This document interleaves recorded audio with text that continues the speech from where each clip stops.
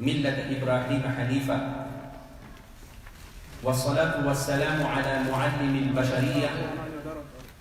محمد العدنان وعلى آله الطيبين الطاهرين وعلى أصحابه الغر الميامين ومن تبعهم وتبع نهجهم إلى يوم الدين. أيها الأحباب الكرام، من خلال هذه الدقائق القليلة يسرنا أن نعلنكم بأننا مسرورون برؤية هذه الوجوه النيرة وهذه النفحات الإيمانية التي غرست بيننا، والله سبحانه وتعالى قد مدح مثل هذه الجلسات الإيمانية. نسأل الله سبحانه وتعالى أن يمطر علينا نعمه ظاهرا وباطنا. نسأل الله سبحانه وتعالى أن يداوم علينا بعلمائنا وبأساتذنا، وأن يكونوا سببا بتعليمنا وتثقيفنا. ونسأل الله سبحانه وتعالى من خلال هذه الأوقات العطرة أن يجعلنا جميعا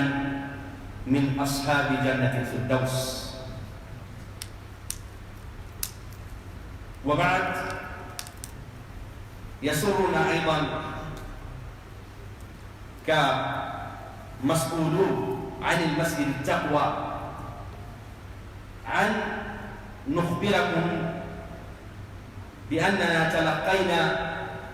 أستاذا وشيخا كبيرا من كبار علماء غينيا،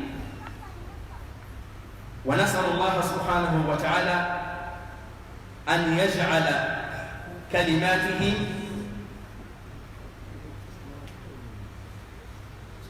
مرافقا ومصاحبا بالكتاب والسنة. أيها الأحباب الكرام، وسنقدم الكلمة إلى سماحة الشيخ أستاذ طيب رحمه الله بميكروفون، ويقدم لنا محاضرة حول حسن الخلق. نسأل الله سبحانه وتعالى أن يصلح أخلاقنا وأن يصلح أحوالنا. هذا المسيح يقول ببارو بيتك الله سبحانه وتعالى نجول إننا وصلى الله عليه وسلم. هذا نويلتنا كلمسجد التقوى إليه للريات إليه مسجد التقوى إليه ليجدها هوتي إليه بجد وان بما جاء والبيتان وبمنطو إذن عندي بواد تورني إيروبين بوادي بيانا إنوكي لبوي إتن مع ألمان هايوتي فرنسا هايوتي إن وندما ريزون دي فرنسا بوي هايوتي بروكسل. هاندي إن شاء الله إذا سيدي كانوكو رمنطو مسجد التقوى إليه بلجيك ليج بوادنا إن بيان. إذن سوري الله سبحانه وتعالى يالا ودن هيمبي nafi toray yewtere nden. Iden tori Allah subhanahu wa ta'ala haray mawdu on wallahi ko mawdu ko mawdu hettuɗo on woni hettugol, sabu haray jikku goɗɗo si moƴƴi haray ko on tigi moƴƴi, sabu ko ɗum Allah mantiri nulaaɗo sallllahu alayhi wa sallam wa innaka la ala khuluqin azim. Haray kono ɓay piiji ɗi fof aɗoni wattude microphone on e jungo ceernoɓe men ɓen. Piiji ɗi fof no hattodini juɓɓodi, haray ko ɗum waɗi jonde men ɗen ɗo no moƴƴinana juɓɓodi fi en anndu jonde ɗen koye hoore honno nde feƴƴirta. arano ɗum ɓaawo e yettude Allah subhanahu wa ta'ala jarna mo e ɗi nemaji ɗi wonɗen e mum ɗo. en fuɗɗora e jonde men ɗen ɗo inchallah udditirgol nde daanol Allah ɗo subhanahu wa ta'ala. si ɗum no feƴƴi jonnite mawɓe meɗen ɓen ka julirde masjidu taqwa ɗo ɓe wernana en hoɓɓe ɓen e nokkeji ka ɓe iwi ɗon fof ɓe akkiti golleji maɓɓe ɓe seeni ndu noddandu ndu Allah noddiɓe ɗo. haray en wadday micro on kadi e jungo mawɓe nokkure nden ha hewti mawɓe liége ɓen ɓe wernana en jama si ɗum no feƴƴare ko waɗanta en yewtere nde inchallah ko ceerno men on haray ko huwa ganiyun ani tarif haray mi sifotako konɓe woni oustage Taybou sabu haray si mini mi sifoto ɗo mi wonda e haala woni sabu piiji ko hino woodi haray jannguɓe inni wo min assaabi tawdihul wadihat hino satti ha ɓangilngol ko ɓangi nde tawde noon ɓangilngol ko ɓangi hino satti haray meɗen hatta wondema ko oustage Taybou waɗata en yewtere nde haray fof hino giɗi ko honɓe woni haray yewtere nden kadi koye hoore honɗunde yiiloto kode yiiloto koye hoore jikku moƴƴo yo Allah moƴƴi jikkuji men haray ko yewtere himmude en fof haray koyen ɓeydu wattangol e yiila jento fiye heɓu nafoore nden sabu haray jikkuji ɗin so on wattani e yiila fewɗo ni julɓe ɓen no fewndori noon janngoɓe no woodi moƴƴan hande julɓe ɓen jogaaki inde wonnama crise fi jande se ndaari diina ka juulugol ko jama ono juulude few e ko nande mum julɓe ɓe fewndori ko honto ɓe sakki ko honɗum ɓe falli ko honto ɓe falli no jeeya e kaɓe falli ɗon jogagol jikkuji moƴƴi yimɓe ɓen ko faami joni diina men kan ko babul ibada tun alay noon ene mari babu al muamalat aw al babul adab wal akhlaq alay jikkuji ɗi so tawi woni ɗum ɗon kadi feƴƴi hara hiɗen jonni ceernoɓe men ɓen kadi amiru dawa on kadi wurirɓe nder ga inchallah haray ko ɗum woni alati dawouda amiru dawa on ko ɓen ɗon windoyta lande ko yowdiri e maɗu maɓɓe o hara ɓen no kadi yiino to hakkundeji men ga kala marɗo landal no wawi windude landal mon ngal ka ɗero si tawi woni ɗon feƴƴi hara jonni tawi duwa on haray duwa on noon toɗɗaka d' abord ko hoɓɓe goto ɓay haray hoɓɓe ɓen no senade haray ala kulli hal e waɗe duwa on si ɗum ɗon feƴƴi haray nafakkaji kadi no eɓɓa haray inchallah wonen e hoore nafakka on inen tori Allah subahana wa taala yo Allah subhanahu wa taala okkor en nema ɗi jondeji ala jonde ka hoore leydi ɗo wonande e waɗede ɓuri jonde diina e nder suudu Allah haray sifa ɗi nokkiɗi ɗo o himɓe ɓe Allah hiɗi ɓen tun tawete ɓe Allah hiɗa yo tawe ɗi nemaji ɗo ɓe tawetake haray enen tori Allah subhanahu wa taala yo Allah waɗan kadi oustage Taybou ɗo attutugol golleji maɓɓe ɗi fof seyno waɗana en yewtere ɗo yo Allah waɗirde ɗum ɗo natal aljanna inen tori Allah subahana wa taala enen mawɗuɓe ɗo ɓe kadi fof yo Allah subhanahu wa taala asku en aljanna joni hara eɗen fuɗɗoro jonde nde janngol alqur'ana haray noon ko geɗal maɓɓe inchallah jangganta en ɗo alqur'an ko ɗum hara hiɗen tori senagol makko ceerno Sall aray hiɗen andi kadi aray geɗal maɓɓe ɗo kadi no jeeya e sukaɓe wallitiɓe ɓen naafugol ɗo hikka ɗo hiɗen andi haray naafila on feƴƴoyino kadi no moƴƴiri haray so hiɗi ɓiɗɗo maɓɓe on no wawi janngude ma no wawi managol ko tawde ɓe wallitino inen tori Allah subahana wa taala yo Allah hokkone doole e hoore ɓiɓɓe men ɓe wawen ɓe mahude yoore ko moƴƴi haray falyatafaddal mashkura. أعوذ بالله من الشيطان الرجيم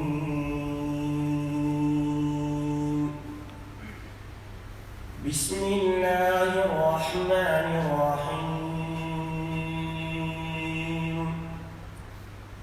طه ما أنزلنا عليك القرآن لتشقى إلا تذكرة لمن يخشى تنزيلا ممن خلق الأرض والسماوات العلى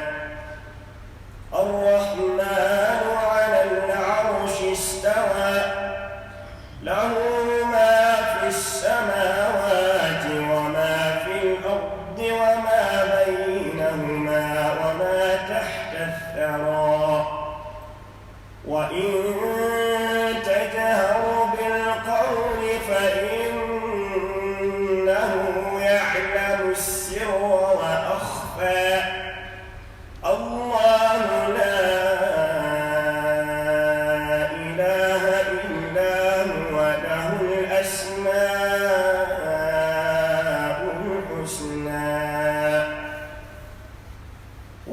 أتاك حديث موسى إذ رأى نارا فقال لأهلهم كثوا إني آنست نارا لعلي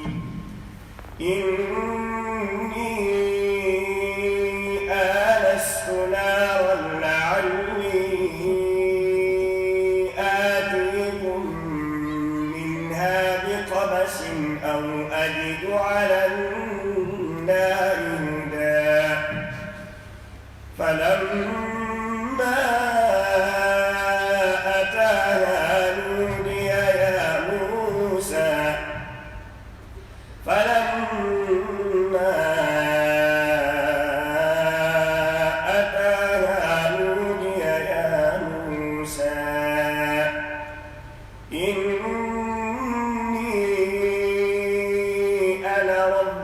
فاخلع نعليك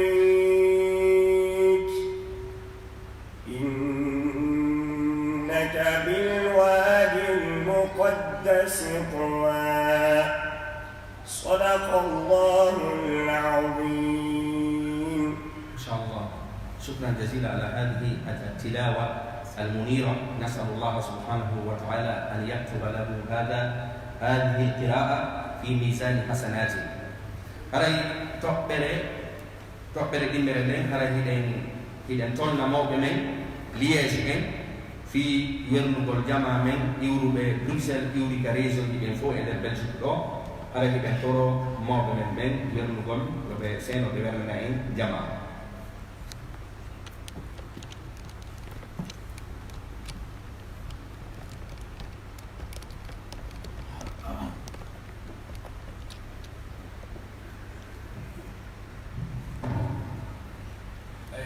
Assalamualaikum warahmatullahi taala wabarakatuh. Aray musidɓe julɓe oɗon ɓemen tini ɗoɗe haray ko immorde responsable ɓen ka juulude ɗoɗe mawɓe ɓen bureau on yeesoɓe ɓen fof sukaɓe ɓen fof aray ɗo men jarno on men sanna on men tolna on men weltano Allah ko Allah nemini tawi Oustaz Saybou hewtay ka meɗen ɗoɗe onon immoriɓe Bruxelles immiɓe ka ɓuri région ɗiɗi ɗowtuɓe Oustaz Saybou Ba hara meɗen toro Allah yo Allah hande hokkuɗen ɗi baraji ɗi wonɗen ɗaɓɓude ko honɗum noon waɗi haray programme ji ɗi hono ɗuuɗi kono so yehi ha on acciti golleji moɗon o wi on ar tawton men ɗoɗe haray wawen wernude Oustaz Saybou Ba hara meɗe wi on ko sali moɗon ko tooli hara inchallah nokkuji ɗi ko nokkuji kaka moɗon immiɗo seedi ɗon ka moɗon kadi hara meɗen toro Allah yo Allah hokkuɗen baraji ɗi wonɗen ɗaɓɓude ɗi konnguɗi ko ɓe yewtata en ko en toriki Allah yo Allah waran ko wawno en heɗitade hokka en baraji woni e mum ko allahumma salli ala sayyidina Muhammad wa ala ali sayyidina Muhammad wa sallim sali moɗon ko tooli hara ɓe wi on assalamu aleykum wa rahmatullahi taala wa barakatuh. Waaleykum salam wa rahmatullahi wa barakatuh. haray enen ni weltanike mawɓe men ɓen e nde nokkure wiyetede ɗo Masjidu Taqwa ha hewti Masjidu Nour haray ɓe makani en e inde juulirɗe ɗen ɗiɗi kala fi wernugol makko baɓe men ɓen haray joni hiɗen wadda micro on e jungo ceernoɓe men tedduɗo ɓen haray fuɗɗoɗen bayana on hiɗen turi jama on fuu jentitagol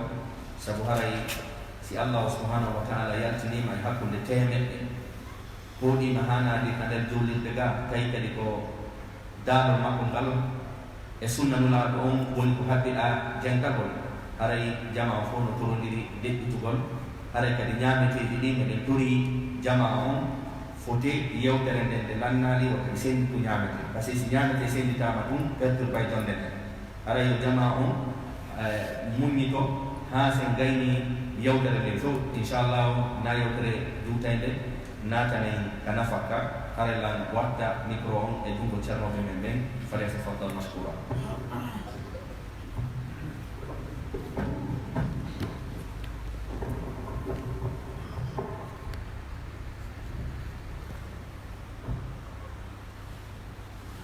بسم الله الرحمن الرحيم. الحمد لله على نعمة الإسلام وكفى بها من نعمة، ثم الصلاة والسلام على سيد الأنام سيدنا ونبينا محمد بن عبد الله وعلى آله وعلى صحبته الكرام والتابعين لهم بإحسان إلى يوم لا مرد له من الله. أما بعد، أيها الإخوة الكرام، الآباء والأمهات والأساتذة الأجلاء، أيها المشايخ الأئمة الدعاة الحضور الكريم، أحييكم جميعا بتحية الإسلام، وتحية الإسلام هو السلام. السلام عليكم ورحمة الله تعالى وبركاته. علي musibɓe julɓe tedduɓe, neniraɓe an, babiraɓe an, e kamatoɓe an, kowoɓe tedduɓe, no ɓe holliri noon no wonanimi min kadi teddugal mawgal e welo welo mawɗo emi tawdete e moon e ndiɗo leydi mawnu ndiɗi tawata ko kayri woni siége union européen on, nde ɗo saare wiyetende Liége jeeyade e kaye jane ɗen e nder Wallonie on, e nde ɗo juulirde men mawnude yeeso ɗeɗo geeje no Oustaz Mamadou Ba holliri noon, geeje ɗe Allah subhanahu wa taala noɗɗiniri peewal e liman e pulal Allah,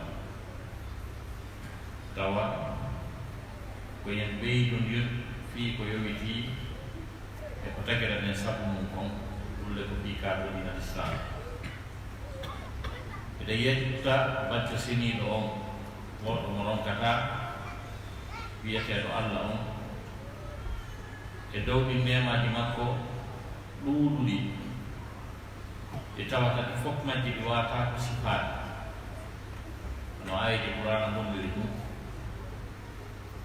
wono woniri noon kanko bacco seniiɗo o koko yettiniiɗo, o heeroɗo yettore nden ka gurnan aduna ɗo, heeroɗo yettore nden kadi ka gurnan laakara. no ɗum tabitiri noon e aya Qur'an arde suratul Qasas no daali ba'da a'udhu billahi as-sami'il 'alim minash shaitanir rajim wa lahu al-hamdu fil ula wal akhirati wa lahu al-hukmu wa ilayhi turja'un. no daali ko kanko woni ko heerori yettore nden ka gurnan aduna ɗo e ka gurnan sakkitiɗan, ko kanko kadi woni ko heerori ñaawugol ngol e fewjugol ngol e dow tageefu makko mum, kaka makko kadi woni ko ɓe ruttoyte kadi kamɓe yimɓe ɓe. ɓe yettamo e dow neema ɓurɗo mawnude ɗi fof, ɗum ko neema wiyeteeɗo l'islam, neema wongo juulɗo on. e jooni rasul sallllahu alayhi wa alihi wa sahbihi wa sallam karnukojo alano on ɓurɗo mawnude ɓurɗo teddude on e tageefo Allah mum, ɓe duwano yimɓe nder suudu makko ɗum, kañum e wondiɓe makko ɓe e dendanangal yiɗuɓe ko yiɗi kon, sembini ko addi kon ha ñande darnde ngal gani. waɗi noon ko sembinɓe ko addi kon tambiti ɗum ko ɓen ɗon Allah subhanahu wa taala tabbintinnani male gongon. Allah dari falladina amanu bihi wa nasaruhu wa azzaruhu wa taba'u nura alladhi unzila ma'ahu ulaika humul muflihun. Allah subhanahu wa taala dari men gondimɓe o Rasul sallallahu alaihi wasallam ko kanko woni ko faanda hay so ƴettoyi dow ka bowal ngal fuɗɗi ɗon ko fuɗɗi alladina yattabi'una rasula annabiyya al-ummiya alladhi yajidunahu maktuban anjirɗo noon ka suratul A'raf ko ɗon noon jokkodiri ha Allah dari falladina amanu bihi, ɓe yimɓe gonɗinɓe oɗo lera, wa nasaruhu, ɓe yittiɓe wannimo, wa azzaruhu, ɓe sembinimo, wa taba'u, ɓe jokki annura ndayi alladhi unzila ma'ahu, bimana tippinaani wondude e makko ni. Allah daali ulaika humul muflihun, ɓen ɗo woni mala. ara musidɓe julɓe tedduɓe, no Oustaz Mamadou Ba imam men on no ɓe holliri noon, yewtere men nde yiilo faade e mawduu e suɓɓundu ndino wiyee husnul hulk. Husnul hulk bimana moƴƴugol jikku. Alay noon inchallah ɓayala musidɓe men arabeɓe ɓen ino gaa en jilla e seeɗa e français ɗi kamɓe kadi yoɓe kaptu seeɗa ko wonde yewte. Donc mes très chers frères et sœurs en islam, nos frères, n'est-ce pas, et qui ne sont pas nos compatriotes, au pied de Dieu comme ça, qui ne comprennent pas, n'est-ce pas, la langue pulaar, le thème que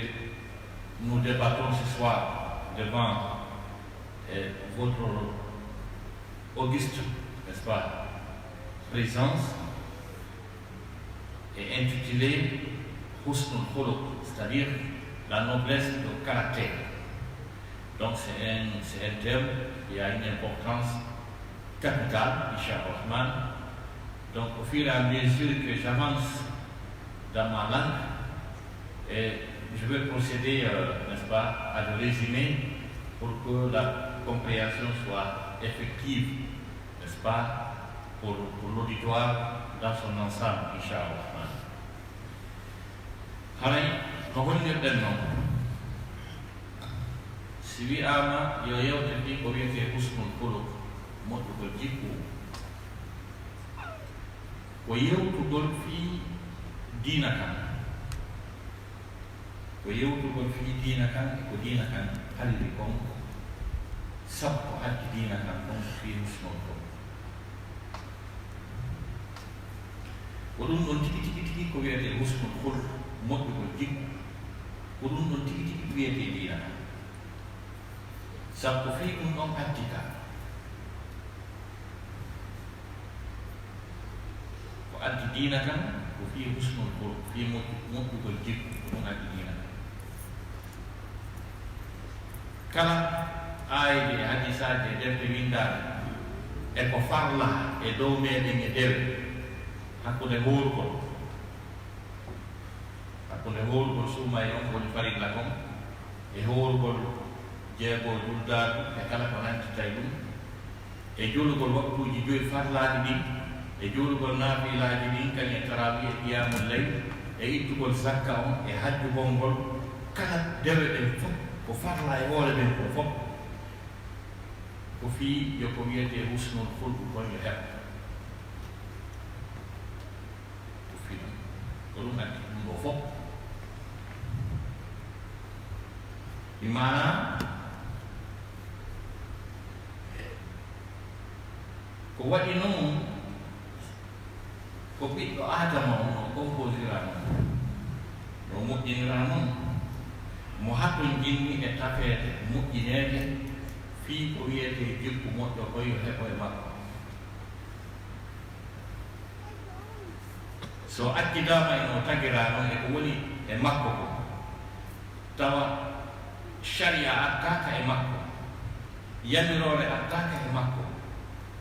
deftere tippinaka e makko,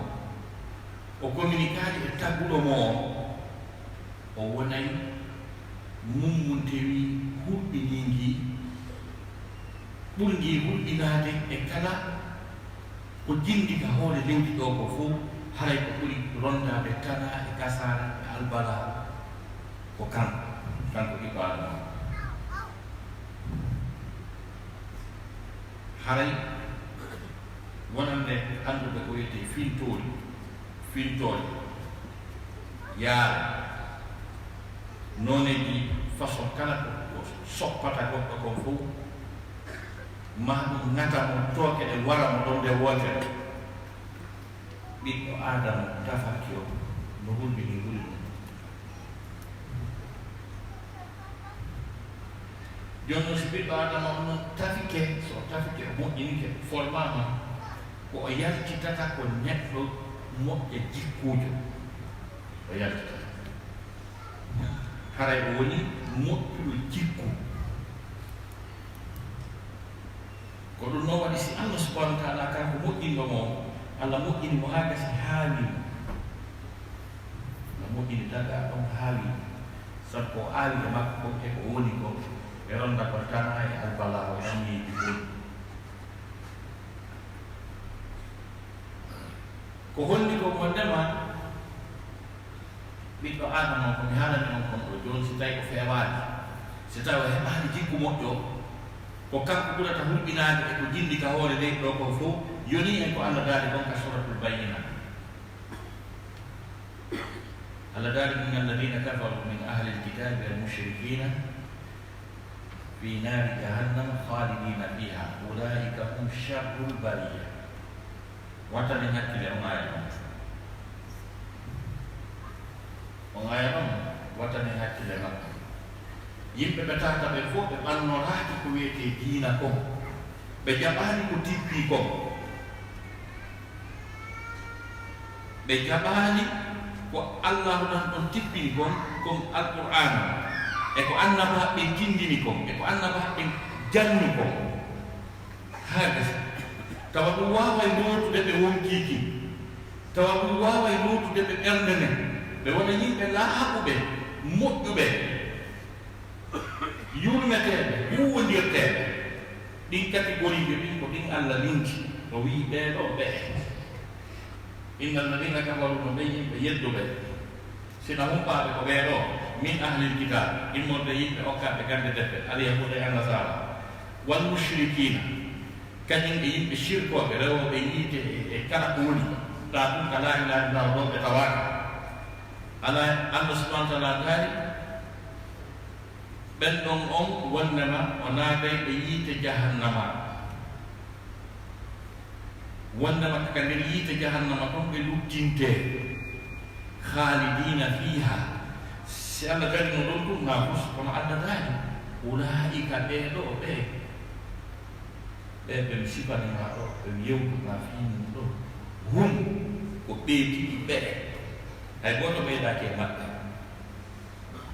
ko ɗum précisé addi hum on kadi sharrul bariyati ko kamɓe ɓuri bonne e jorndiyanko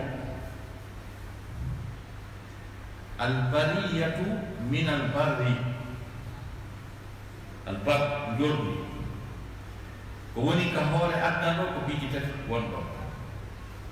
koko wiyete baharu e ko wiyete barru e ko wiyete sama e hino ƴetti pecce tati sendimo pecce nayi pecce tati ɗen fof ko ndiyam ko feccere wotere woni leydi jonnon ko ndiyam woodi kañum e joldi ko leydi ndi ɗo kañum e sama e weeyo ko ɗin ɗi tati woodi gaste wonete jonnon Allah daali o wiyaani ka kam o wiyaani ka ndiyam kono ko woni ka hoore leydi ɗo ko kala ko woni ka hoore leydi ɗo hakkude ko daaso ko wona bolle ɗe hakkude e sagariji hakkude e bombuje e poso e kokayji kala ko woni tana ko woni alpala ko woni dindude ka hoore leydi ɗo ko fof Allah daali ko ɓuri hulɓinaade tana muɗum ko banni adama mo jaɓaali ko Allah wi ulaika hum sharrul bariya kamɓe ɓuri bonde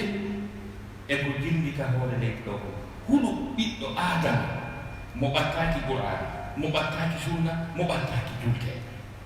ta Allah wi ko kanko ɓuri wonde dansere B52 e bombe atomique tuɗoɗa o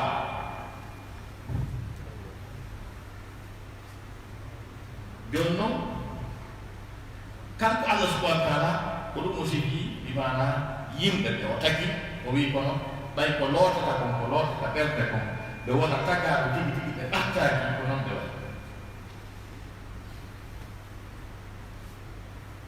ɗo woni goo ko ɗoɗe wattande hakkille e yewtere men ɗimmon ɗum ko honno kanko baɗɗo seniiɗo o tagiri ɓiɗɗo adama o noye ɓiɗɗo adama o tigi ɗin tanaji tawa ɗin ɗo hatton jinna e lootede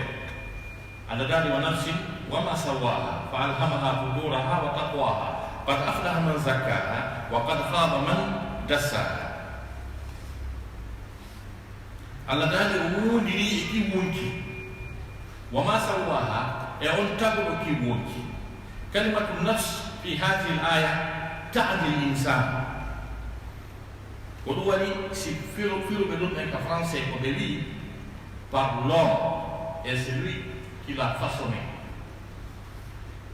Allah dan wondiri ikko adama parce que wonde Allah subhanahu wa ta'ala no mi an-nafs taw kalimatu nafs on ka aya ko taga do faali wonde mo inna nafs ara ko wonki ki mo faala yurde masal so wi yawma la tamliku nafsun li nafsin shay'an don na nafsu na wonki ko netto وما أبرئ نفسي إن النفس لأمارة بالسوء donc nafs wonki c'est la même chose et on doit ayat kalau dah tu nafs wa ma sawaha o wondiri on netto o wondiri kadi on tagudo on netto fa alhamaha o ali e makko on netto taqwa kulol makko Allah Qur'an ni kanko badde seni do o yilti o aali e makko kadi wa tarwaha e bewgol makko wontugol makko bandi fa alhamaha fujuraha wa taqwaha fa alhamaha o lungini o aali e oɗo ɓiɗɗo adama fujuraha jumoral makko bandiyaga wa taqwaha e kulol makko Allah ɗiɗiɗino no awa e men ko ɗum andi toon kalimatu nafsu e aya on ka fuɗɗode wona nafsu wiya ɗon ko tagaɗo par ce que fujuraha on ko garata nafsu oɗa taqwaha on ko ɗum ka ruwo ko ɗiɗiɗi composement an ɓiɗɗo adama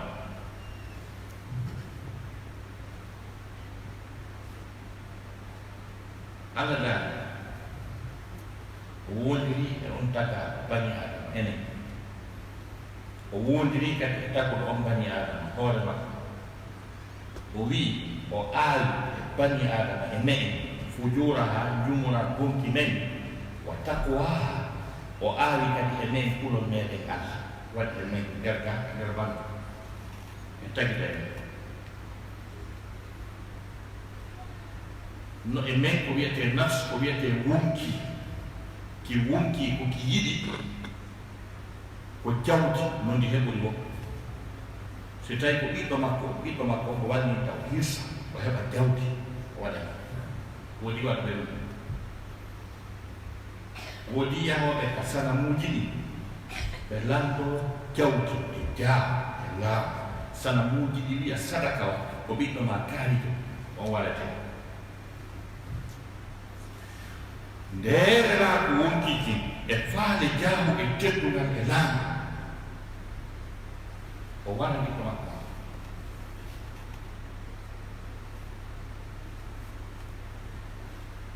e yi aali e ɗi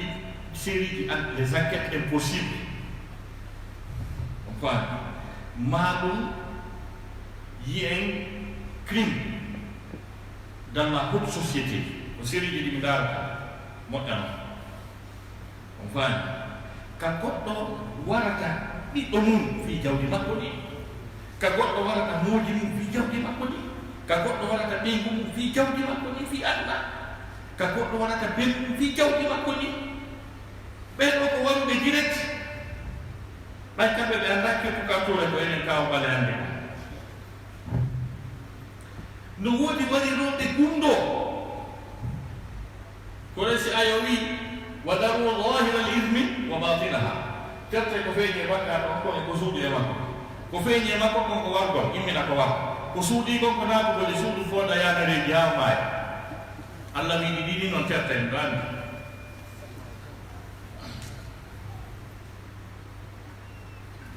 jonno ko ki wonki e ma wiyata mbuuɗi siko drogue on tigi yeyata joddini mo yeeyi ɗumgoy e on tigi naatoya yiite o hajjiroytani mbuuɗi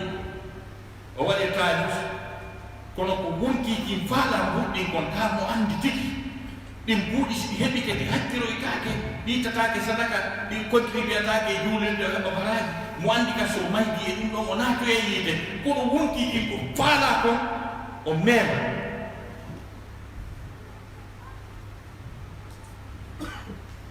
so wi laamu ngun mo ɓe warata o wara hakkati makko ala si ko ɗum waɗi si aya on se continue mo on aya no huɓɓini ha feƴƴiti wallahi on ɗen aya ɓe huɓɓini ha feƴƴiti kero may e majje seeɗa ɗum qad aflaha man zakkaha wa qad khaba man dassaha كذبت ثمود بطغواها إذ انبعث أشقاها وقال لهم رسول الله ناقة الله فسقوها. أيوه الله سبحانه وتعالى قال ونفس وما سواها فألهمها فجورها وتقواها وتقواها قلوبهم قل ما كدي وميجي تو في ميدي ميجي تو في دانغال ميجي تو في بيجي والبنيدي أنتي هذه تو Kedua dia rubuh oleh makhluk. Al-Ghali qad aflaha kun imanama man zakkaha walakin wunki walakin wunki faade teki happe iti wiyo ki ɓeygu goɗɗo hay somo tigi maayoye ko yaltoye mo hay somo hersini wiyo ki mi ñaamu kalifo min alhaali ñaami moko ba leydi honoraɗo mo ɓuri mum ala ñaama ko yimɓe jeeyi fakkana hoorem wiya ko alhaali ki wonkiɗo eɗon anndi ko fii ki wonki annabi yusufa woodi fii muɗum ɓay ɓengu ladɗo on cuɗɗinanike mo labbini chambre on daɗɗi dankiki haa gasi haa o wi hikkala ko riwaya ko on faami mi heɓi lanikeno ma ɗum yiitalaka mi heɓi lanikeno fof timmi gasi an on jooɗi annabaɓe allah wi ɓay allah dardimo few woni kirku kakure monanade ko ayde ɗen sindi kon o wi wa ma ubarriru nafsi inna nafsa la ammaratum bisu illa ma rahima rabbi o winami dandi hoore am fes ko waɗi noon wonti ko heewu ɗum yandirde bone sifa o bone ɗo ɗum ɗo wonki no faala ɗum ɗo no yiɗi ɗum ɗo nami fes jon noon on la ammaratum bisu on suu kalimatu suu no ari aya on tigi takko ɗo ɓay allah subhanahu wa taala dandimo allah dal linasrifa anhu assua fi yomi hiddu e makko bone on yomi wontitumo mi raɓe on taw yame e jeeno mo mais nde wontitande ɗon ko wontitande allah subhanahu wa taala nde o laɓɓinno wonki makko ki e ɓerde makko nen e fi makko ko neeki ko waɗi ko ɗum wasi aya wi innahu kana min ibadina almukhlasina na almukhlisina de almukhlisina ala kalamu kono ko almukhlasina laɓɓinaɓe ɓe tawata ko satti o ɓe rewata ɗo ɓe regilanoɓe fi ɗum jonno ko kin wonkino kin ɗon ko si kin wonki lootama haa kilaaɓi haale noon ko wiyete fi husnul khulq haale fiije ko won kono si ayo wi qad aflaha gonɗi manama man zakkaha on laɓɓinɗo wonki munki wa qad khaba gonɗi perdi man dassaha on tutɗo wonki munki tuuniniki jetti allah addi misal si wonki lootaka siki feewaani kon so gasa mum kon so gasa mum ko allah wi ko wonnama ulaika hum sharrul bariya daare ɗo go kunni ko ɗum ngel o wi kadabat thamudu bi taqwa idin ba'asa ashqaha yimɓe ɓe annabi salihu nelano e mum ɓen ko ɓe wiyete samudum koɓɓe ɓe nodda faade e ko tippi ko annabaji ɗum noddi ɓe faade e peewal ngal ɓe diina kamɓe sali pes ɓe yimɓe ɓattotaako ɓayɓe woni ɓe ɓattotaako wonkiji maɓɓe ɗin tuuni ɗi bewi ɓe woni yimɓe bonɓe yimɓe huɗaaɓe yimɓe rondiɓe namdoa haaji haa tawi ngelooba allah mbaa ɓe piyay maɓɓe raɗoma sifari communauté o ko wiyete ndiyam ko fof ko jangol gotol ɓe mbaɗi kono e ngol yona ɓe loototo ɗon ɓe wuppa ɗon ɓe defa ɗon ɓe yara ɗon kala ko ndiyam sointa ɓe lool ko jangol no soina joni noon ngeloɓe allah man ko ɗon yarata kamɓe kadi ko ɗon ɓe yarata andon si wonki woni fuu fala fuu ki lootaka diina lootaani ke yo conséquence on taway hay mummunte ɓuray won kiiki ɓayɓe lorri ngeloba ma nga allahu tan on jippini aya wi joni sendani ngeloba man e kamɓe karno kon wa nabbirhum anna almaa qismatun bayna allah subhanahu wa taala gani andinde joni wiyan an sendama joni wi'a hande yoɓe ar ɓe jooga ɓe yara ɓe gollitira haaliji maɓɓe ɗin fof ɓe jooga ko ɓe gollitirta jango ngeloba ma yara hara ɓe ɓattodirani fiyo ɓe fiitan haalɓe waɗ ɓe jokkiri mo ngeloba mummunde kañum ñande tuuru mum on ara yara ñande wona tuuru mum on mba hanne ta tum ngeloba mummunde kamɓe yimɓe ɓen ɓe wonkiji mum lootade kad haaba man dasaha e ɓe ronki hummude aadi ɓe jokkilo haaɓe ɗum no metti ɗum ko yawre honnani e ngeloba sendirɗen kaabo ɓe diisodiri kamɓe ɓayde ɓattaki ko looɗo ka wonkiki ɓe diisodiri ɓe tumbodiri ɓe ngare konno heɓen solution ɓe solution ko se warima lanni c'est fini on sey ɓe diisodiri ɓurɗo huuɗede e maɓɓe on ɗo ganci wiyama ɗo joni dana albalaw are ɗe gandi ko hombo alfinde ka wiyen naɓɓiten dos on ɗon wulata ko katakatato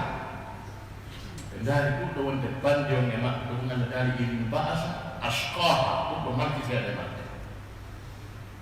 o ari o soppi ngeloba man mba maaya tawi annabajo allah on alaɗo annabajo allah on aroy o tawi ngeloba ma maayi o wi o warima ɗe ɓe ni wonba haajuma ɓe ni walaɓe jon walaɓe tati o ko laaɓe baɓɓe tati luttani on gurta ñallal allah ngal hendu wifi geeje maɓɓe ɗe rawɗi ɓey ñallal ɗimmal ngal hendu kadi wifi geeje ɗen woɗɗi tos ñallal kammal ngal hendu wifi geeje ɗen ɓawɗi kir nde ñandade haalka ɓe fof maɓɓe piy ɗum fof hay ñaariji ɗin hay bara kala ko wiyete wonki ɗum fof ma lan lutti juuɗi ɗin ɗum zadani fa asbahu fi diyarihim jathimin ka allam yasmau fiha ndaare tana albala'u si wonki feeti mi ƴonna exemple Hitler o jooɗi ni tummuɗumal ni oyni ko kanko ɓuri teddude oyni ko kanko wonki makko koye wi ko kanko ɓuri teddude ko nañol makko ngol ɓuri teddude ma o lanna fi alyahudankeɓe o lanni ɓe o dañi kadi o wi tigi o Europe ko kanko jeeyal wonkiki wi ɗum kadi o nandi Europe fof o jogiti yitto wi riisi ɗo kadi wonkiki wi ɗon kadi o arani yarani ɓayɓe alani Staline wondema Hitler no faanamo attaque o jali ha wonki mo andi Hitler no nangodira tawi o hoolaki fes wondema Hitler no mari nden ɓerde keefeero wiyete Staline kono tawi o hoolaki wondema Hitler no mari nden bewre e tuumitinade nangugol Europe ha gasa sukano kadi riisi tawalaki o yetti o attaque riisi en même temps o arani Angleterre kadi hey golle wonki o memmini gere wonki faale wonki wigol ko minni ɓuri an ala million capanɗe jeego bani adama maayi fintori no wawi ɗum ko allah wi ko ɓulayi comme charle baliya yaare no wawi ɗum taka ko gooto pii ay noni min kono woɓɓe ko ka men mbiyirta jaabi galan kono min ala yoggume makko min nguwondiray taa ko tooñi min nguwondiray taa ko bewre ɗum e yiɗugol teddugal tumbodiray haa gasa ɓe jonna fof konngol ɓe accanni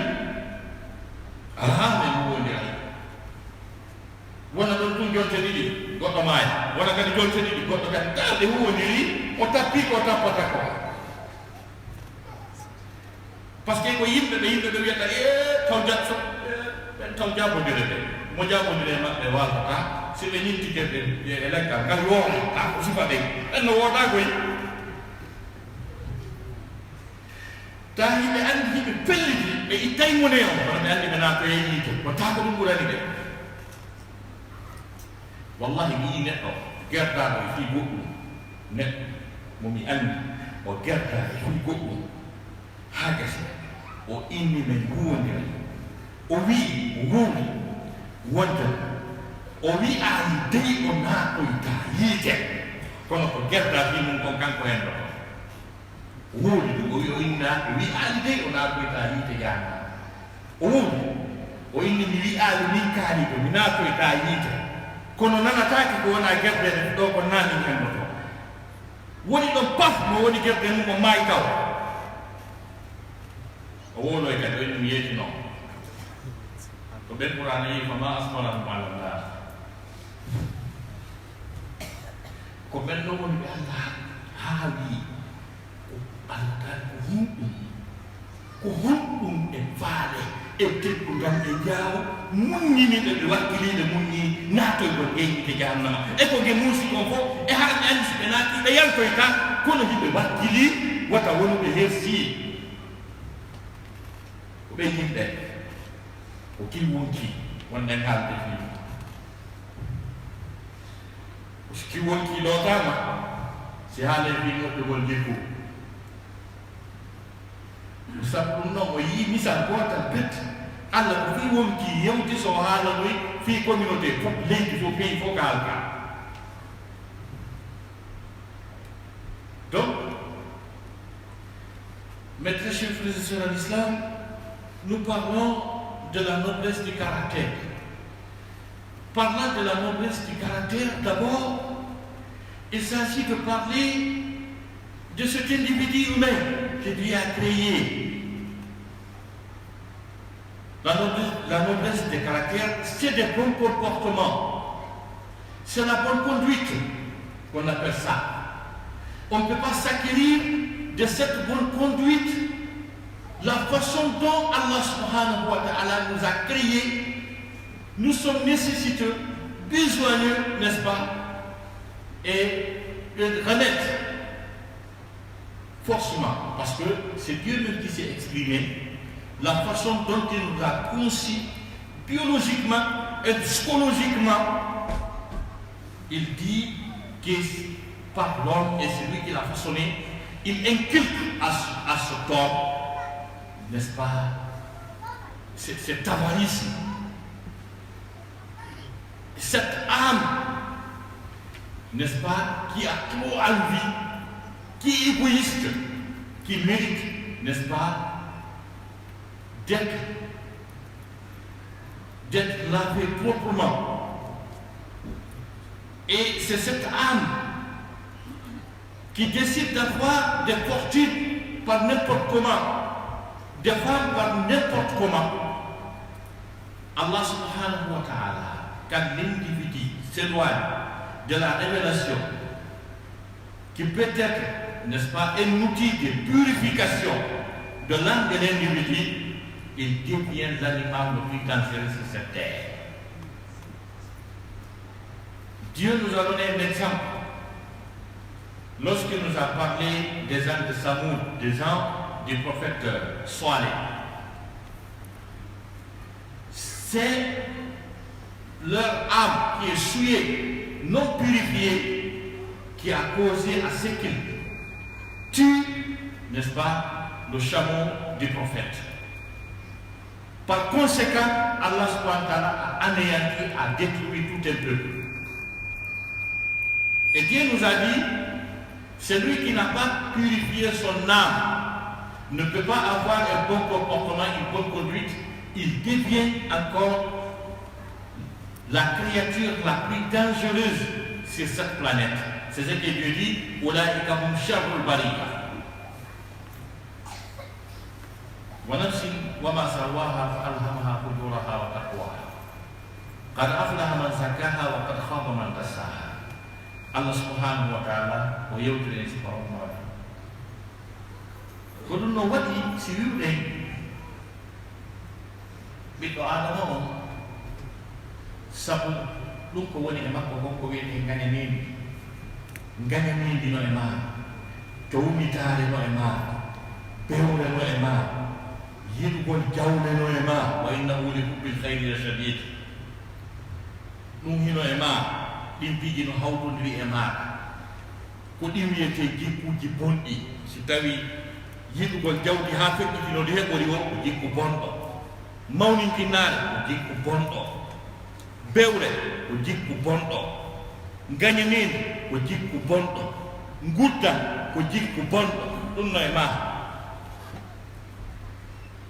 joni noon aussi goɗɗum noon tippike e ma looti ɗum ɗon ha laaɓi on sa no wiye noon a heeɓi jikku moƴƴo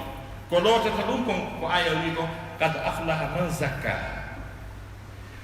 ko ɗum waɗi si Allah subhanahu wa ta'ala ko honɗum o yeeti gonɗinɓe ɓe wondema o moƴƴike maɓɓe ɓay nelaɗo o ngari ko ɗum o wi ko par ce que aɗo nelaɗo o arde e alqur'anare nden o loota ɓerɗe o loota wonkiji Quraysiyankoɓe ɓen yimɓe makka ɓen hari ko honno ɓe way hari ko ayruɓe piiroɓe wardoɓe hari ko non ɓe way par ce que aya o sifike ɓe no ɓe wayno waskuru nicmatallahi alaykum إذ كنتم أعداء فألف بين قلوبكم فأصبحتم بنعمته إخوانا وكنتم على شفا حفرة من النار فأنقذكم منها إنه لو بوينو Allah dali angitine ma Allah e dow moɗon tuma wonɗo ɗon ayruɓe kon ɗum nafi ɗon sikka ko juuleten ɗo waɗen qiyamul layli ha gasa tamo kala e men no faala yo ya perdu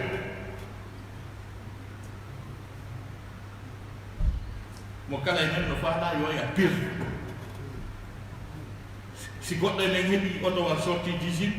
oya mono si goɗɗo e meɗen heɓi ɓeygu labaɗo o nantodiri oya mono si goɗɗo e meɗen nomama imam oya mono si goɗɗo e meɗen alfinama garçon oya mono ça veut dire quoi ko juuleten ɗo zéro perdi koso e garani ka ɗaɓɓaɗen ɗo wallahi e garani ka ɗaɓɓaɗen se garani ɗon ko mairie fu fala fuɗɗete fof ko zéro Allah ƴettata ko par ce que Allah sifike nelaɗo sallallahu alaihi wa sallam o sifike jelde Qur'an de tan mi famani wonno wonde jangelde nde firiɗan wonde battini e men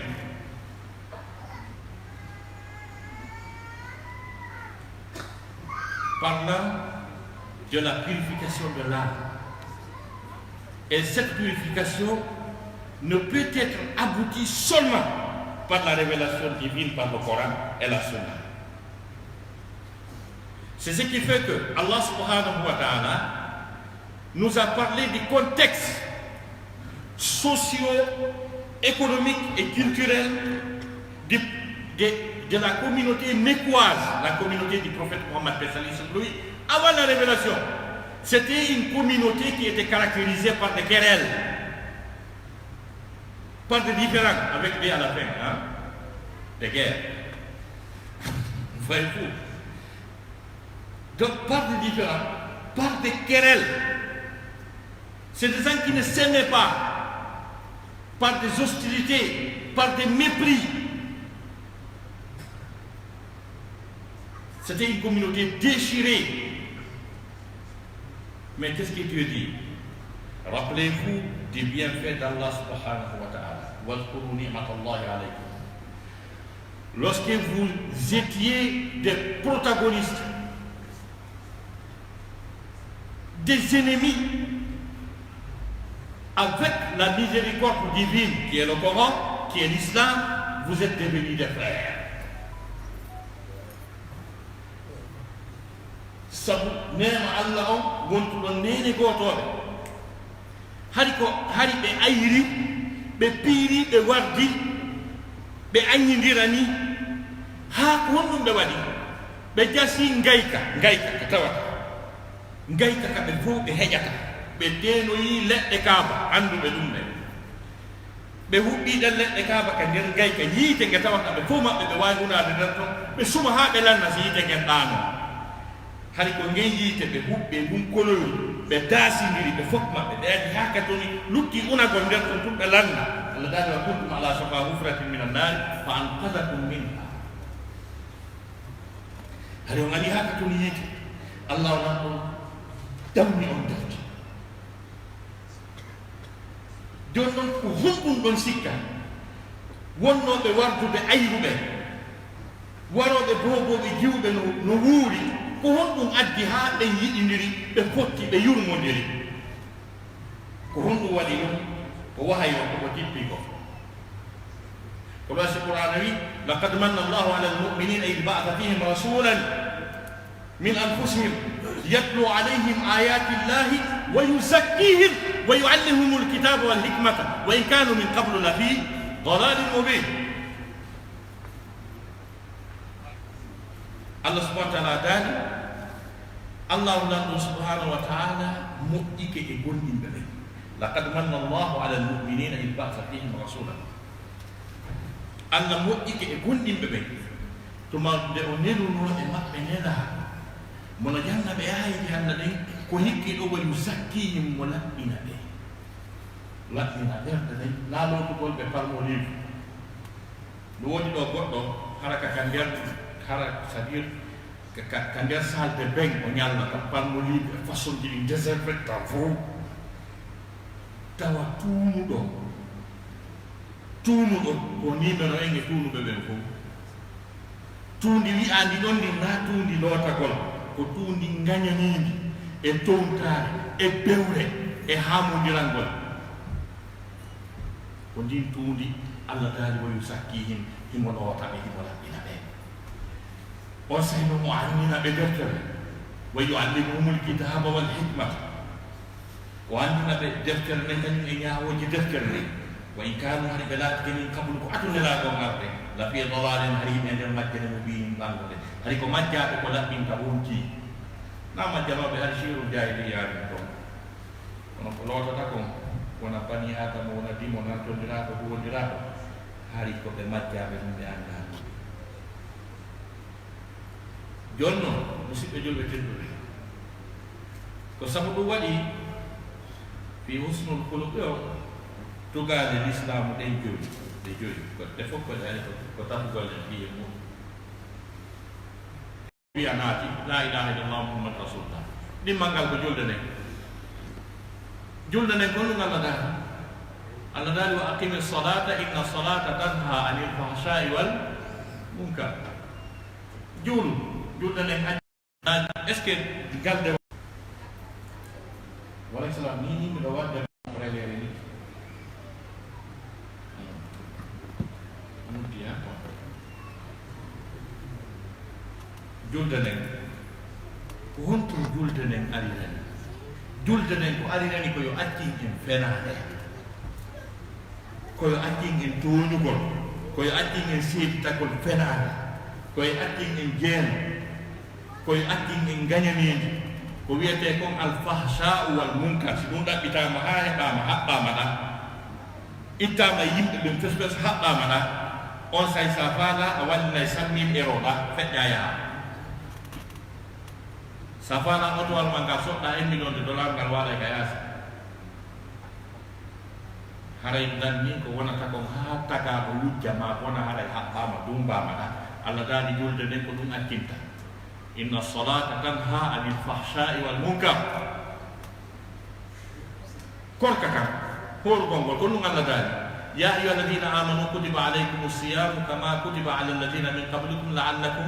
tattaquna sa heɓi taqwa haray acci ko boni ɓeyni ko wiyete taqwa ko waɗugol yamiraɗi acca haɗani zakka o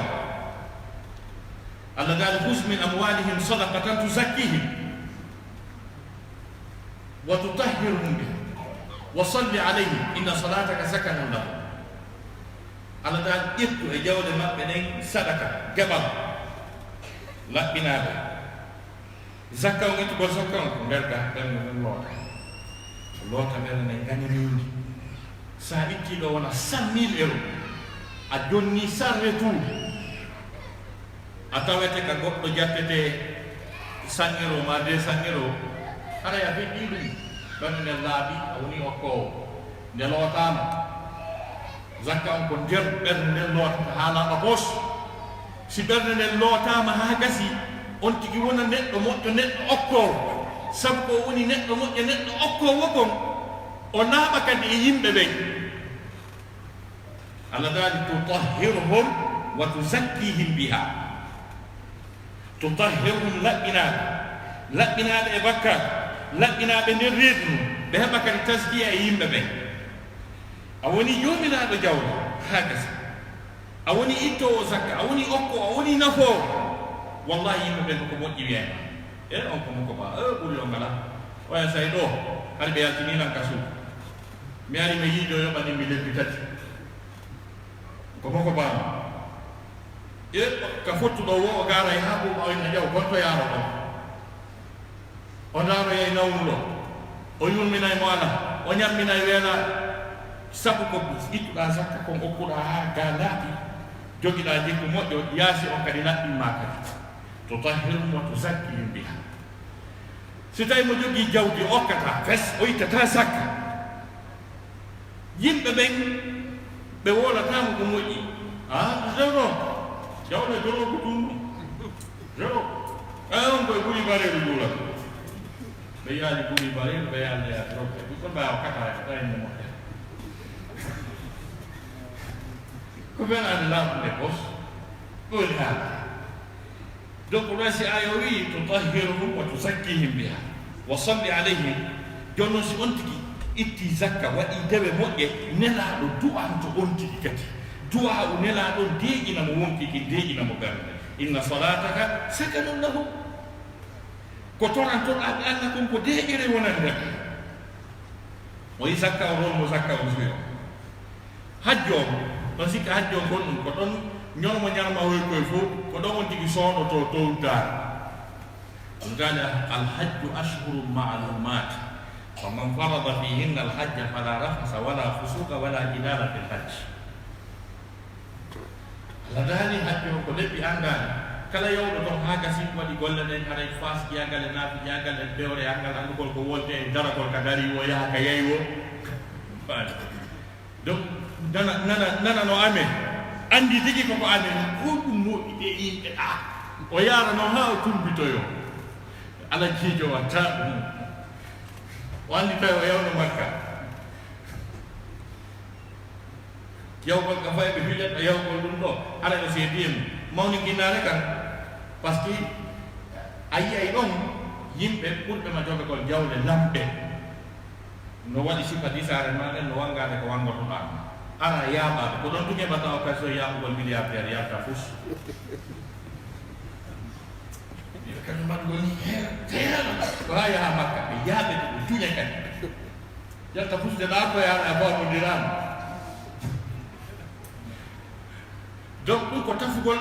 neɗɗanke yagal magal tippintinne wona newiɗo wona mo duwnitaki mo tiɗinta hay fus hande kadi tuma yiɗa milliardaire mo waali e butuhum mina no sabbi hokkorede ma ɗum no majji no jiɓo gonto laawol hikkori tawa hay ko kañe gardegol jillitata no ma podi e hoore mum ɗum ɗon fof c'est à dire hajji on ko lowɗugol mawni kinnare nden waɗa neɗɗo simple on andi tuga l'islam ɗe joyɗe fof ko fiyoɗe tafo en fiye nge usnul kolo ka ko ɗum noon waɗi si tawi on tigi tafike ha moƴƴi jikku moƴƴo on heɓike on tigi noon yaltita e ɗiɗo ɗiɗi wonɓe wolde ɗo. Donc mes très chers frères et sœurs en islam, je disais que la noblesse du caractère, n'est-ce pas, c'est l'essence de cette révélation coranique, c'est l'essence de cet enseignement coranique, de cet enseignement religieux, n'est-ce pas? C'est l'objet, c'est l'objectif ultime, n'est-ce pas, de l'avènement de l'islam. Parce que même quand on se réfère aux 5 piliers de l'islam, c'est des piliers qui nous éduquent, c'est des piliers qui nous enseignent la noblesse du caractère. Par exemple, la prière. Qu'est-ce que Dieu dit à propos de la prière? Dieu dit, accomplissez la prière. Donc la prière nous éloigne, n'est-ce pas, des turpitudes et de la fornication de toutes sortes. Et quand il s'agit du jeûne du mois de Ramadan, Dieu dit, ô vous qui croyez, nous vous avons prescrit le jeûne du mois de Ramadan, comme a été prescrit également aux communautés qui nous ont précédés. C'est un verset qui se trouve dans la sourate de Baqarah, verset 183. Dieu dit, ô vous qui croyez, nous vous avons prescrit le jeûne du mois de Ramadan, comme l'a été également prescrit aux communautés qui vous ont précédés, pour que vous atteigniez, n'est-ce pas, la piété. La piété, c'est d'accomplir ce qui est recommandé et d'éloigner ce qui est interdit. Donc, l'aumône légal, qu'on appelle la zakat, Dieu dit, prélève sur leur fortune, sur leurs biens, n'est-ce pas, et l'aumône, et purifie-leur, c'est-à-dire une purification interne du cœur, pour se débarrasser de l'orgueil, pour se débarrasser de l'avarisme. Tout ça, Dieu dit, et encore, et purifie leur encore à l'égard de leurs semblables.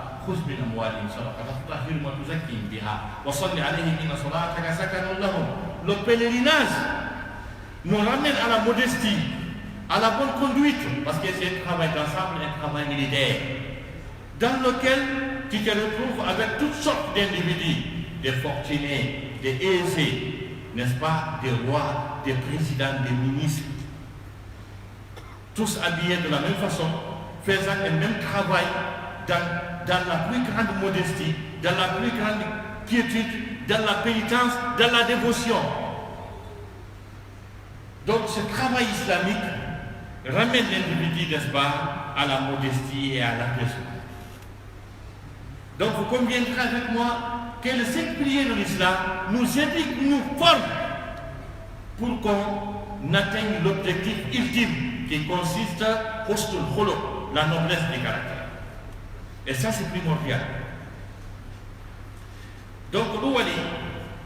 benena asas na matafi bay ha tafi wi go jikkuji moƴƴi ko fiiɓe wonte fiiɓe yonani en jikkuji moƴƴi e tawde yamiloje alqur'ana ɗen e hoore mum ko andi to moƴƴugol jikku ko ari wo fi wonki wolete ndaare ɗo jikku tippitagol geɓal ma ngal jeeɗa kamɓe jikku maɓɓe o moƴƴuno haa feƴƴi joni e honno wiyete wata ɓe yennu goɗɗo wata ɓe piwmo wata ɓe jattumo joni jikku maɓɓe o hewti ko hunde nde Allah waɗani nde tawi ko kamɓe jeeyi ɓe ƴetta ɓe jonna goɗɗo heɓuɗo ngal geɓal tawan yiɓe maapori yiɓe faala est ce que en hewti ɗon e ko julɗen ɗon fo duuɓi capanɗe jelɗe julɗe ɗe ngolde Allah subhanahu wa ta'ala dal والذين تبوأوا الدار والإيمان من قبلهم يحبون من هاجر إليهم ولا يجدون في صدورهم حاجة مما أوتوا ويؤثرون على أنفسهم ولو كان بهم خصاصة ومن يوق شح نفسه فأولئك هم المفلحون. Une آية. تي الله نسيبي ديار. وين بدو الله نسيبي دو. ko jangguɗe jangguiteɗen e sono ko hasir filtuɗen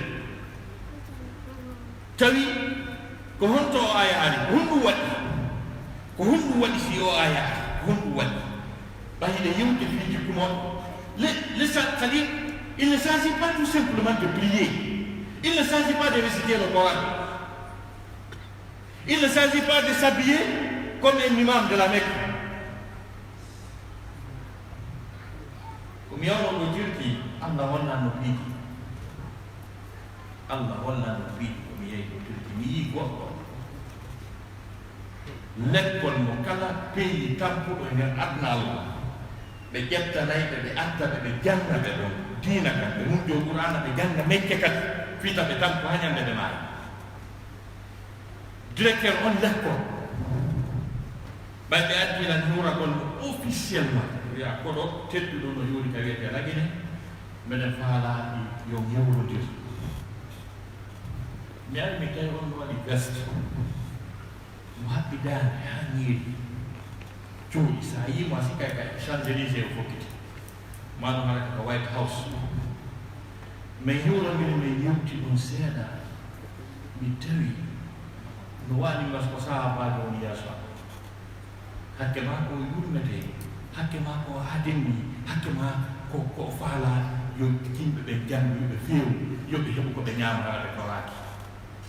wona dolo dinngin ko woni haaju jarno en koma tafo ɗen koma tafo ɗen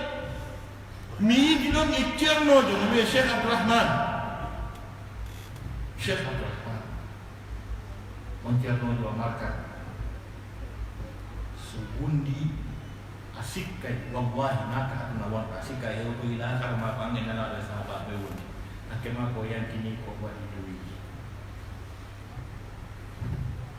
mais yehoy o ari o iri Kaysari woni o ari Istanbul spécial jaɓɓagol mais wondi ɗon seeɗa mais yahdoy noon Kaysari ka maɓɓe o visitini mi université mo 70.000 étudiants faculté maɓɓe goto mo ɓuri gamal meɗen min ari doyen faculté al ilahiyat ka jangete ɗon fi diina kan doyen laamiɗo ɗum ɗo fof ɓayɓe gewti on immi ka jullere makko aɗa jaɓɓi chef on o aɗa joɗɗi chef on kam jooɗi ɗon o inni o baden an ƴettanno tawi komi mo duuɓi jeɗɗi mi jonna o chef o wundinimi qur'ana ko jannimi diina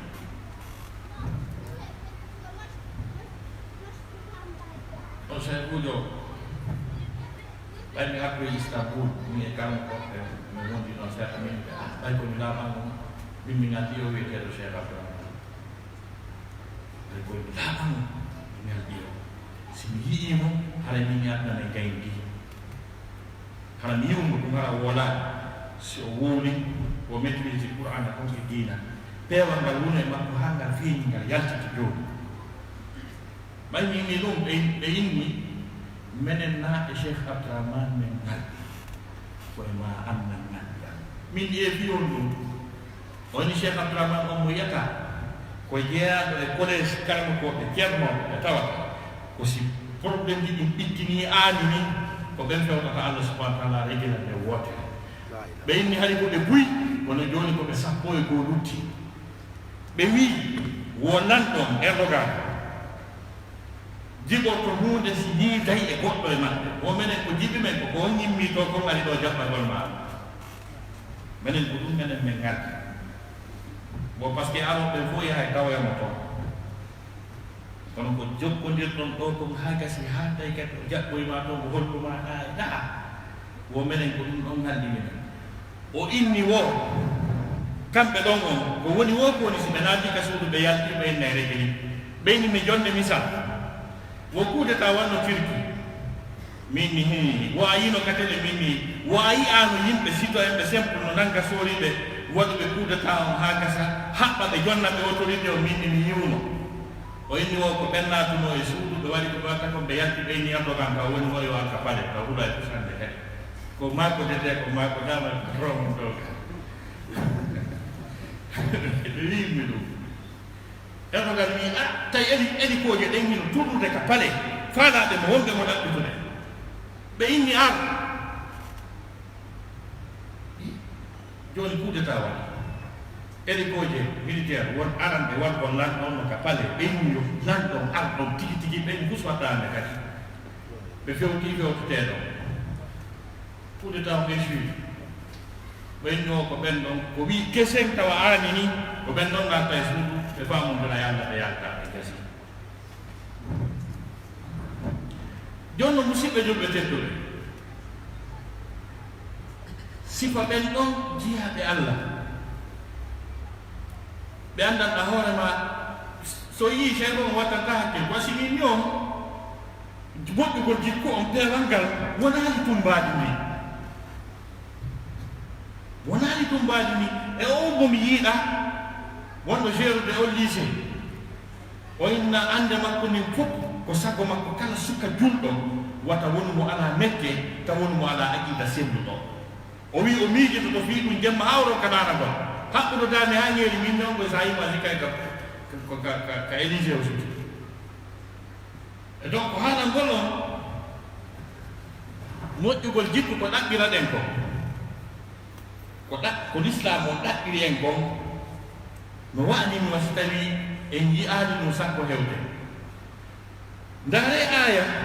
mo allah nan ɗon sifi jiyaade mi inni on aya on ko soɗɗo hacce ooni ko jihaadi ɓe yehi weloyi moƴƴa noon koye ɗen ayje ɗon oya aya ari wa ma atakum rasulu fa husu wa ma nahakum anhu fantahu jonnon ɗum senda haa gasi aya on précise ani ko ɓuri handude e geɓal e nder muɗum on fof o yehi on fof ɗon duwa heɓude kono si ɓeeɗo heɓi ko ɗum ɓuri moƴƴude lil fuqarai almuhajirina alladina ukhrijuu min diyarihim wa amwalihim jonnon ɓay sendama haa gasi yimɓe ansar yimɓe madina ɓen gonɗumɓe madina gonɗi yimɓe madina ɓen الذين الذين والذين تبوأوا الدار والإيمان من قبلهم بيجيب بهود بكسار مدينة خد أسار الإيمان لبندنا يحبون من هاجر إليهم بن إيو بمكة أهل تريبين ولا يجدون في صدورهم حاجة مما أوتوا وسنداكم يا تحت كافة صب أبرا haa goɗɗum heɓe ɗon jonneɗa tawi ko jonneɗa kon wonkimakin faala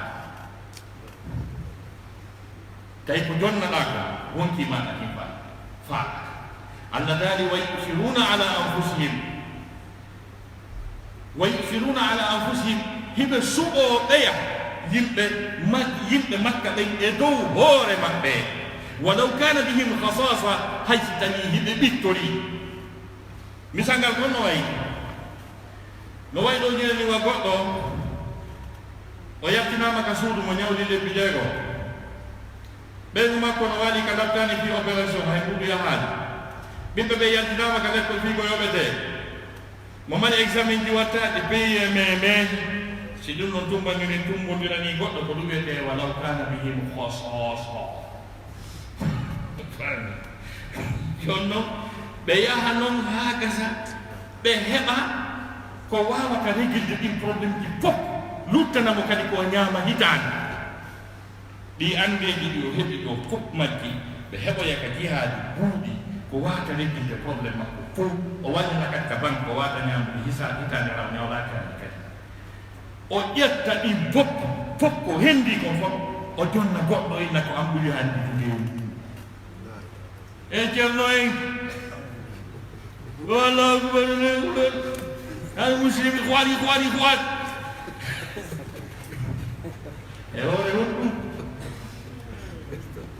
ko Allah sifiiɓe ko honɗum addata goɗɗo haa o waɗa ɗen golle Allah sifii ɗon wa man yuqa shuhha nafsihi fa ulaika humul muflihuna tawa ɗo ɗon enen ko haymo hawtuɗa ko onon gati place o haɗa ñaamude so yiɗɗi ɗum a ñaamen ko ñaamiɗamo place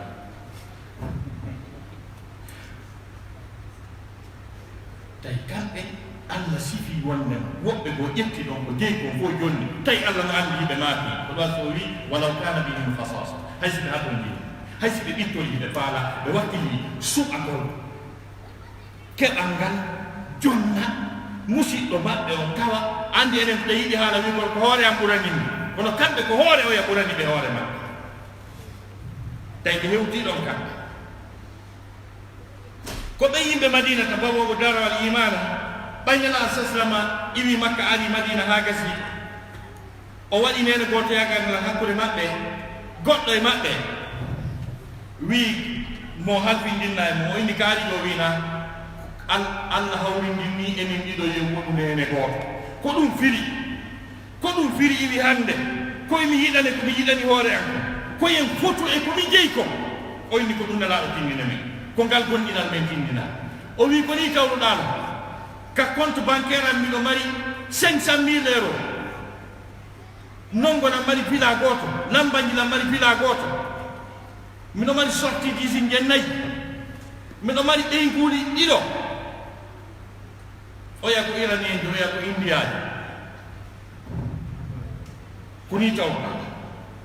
jonno 500.000 euros mo tawɗami on e hin 250.000 euros mi luttiri 250.000 euros